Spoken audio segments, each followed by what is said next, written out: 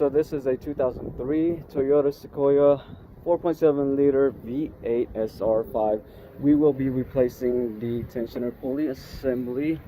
There are two different size models for these, and there's a 90 millimeter, which is a little bit smaller, and the spring is right in the front. As the other one, which is a 102 millimeter, the spring is actually in the rear. It is a little bit different. This tensioner, the pulley, if I say, is bigger. So this is 102 millimeter in comparison to the 90 millimeter pulley. The bolt pattern is actually almost identical. The only huge difference is the fact that the design is way different in comparison to what it should be. The one I have in my vehicle right now is currently this. It does have a black bolt. It does have the spacer, the washer.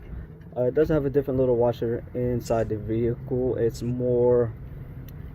less flat in comparison to this. It's concave, and this one has a silver bolt, which is a little bit bigger. It is different. It doesn't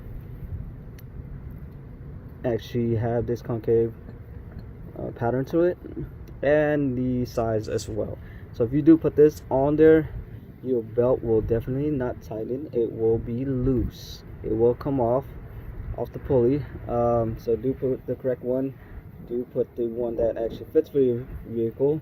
If yours is the 90 millimeter diameter, do put that one. If it's the 102 millimeter in diameter, put this one.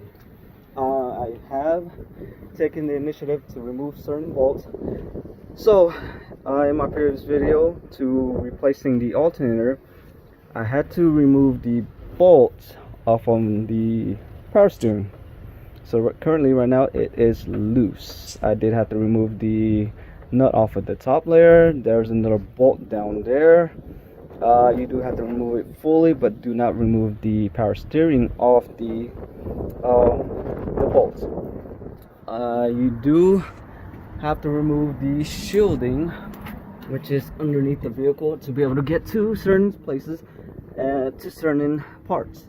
So what I did is I did remove the alternator, and this one actually sits right there, and this bottom portion sits on the other bolt, which is that one.